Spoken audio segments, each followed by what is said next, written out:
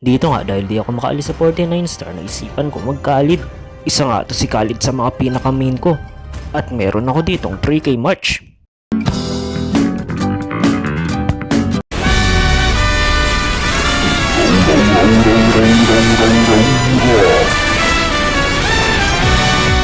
Dito nga pag-i-start pa lang ng game, chinek agad namin Yanzo yung blue buff ng kalaban. Mukhang binabalak nga niyang kunin yung blue buff ng kalaban, kaya pinuntahan ko siya dito para tulungan na. Ura. At ayun, nakuha niya na nga yata. Tapos dito, muntikan pa siya mamatay, kaya init ko na kalaban para ako ang itindi nila. At yun nga, successful kami. Tapos nakadala nga kami dito sa top at sinubukan at tulungan si YZ. Kaya lang bigla din dito dumating si Chlorine. Pero nag-ultimate si Hanzo at pinasok niya, kaya pinasok ko na din. Napatay na nga namin si Pakito at si Chlorine. Tapos dumating pala dito si Kimi. Kaya ayun, pinagbabakbakan din siya ng mga kasama ko, tapos pumunta siya sa tower, kaya sinugod ko din siya sa tower.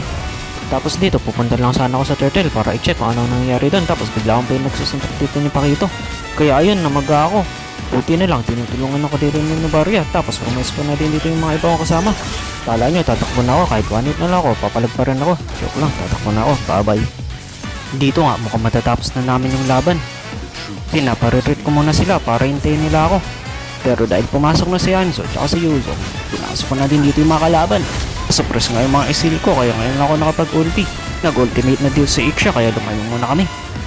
Nag-kill muna ako. Tapos syempre, pagtapos nyo, inag ko si Iksha.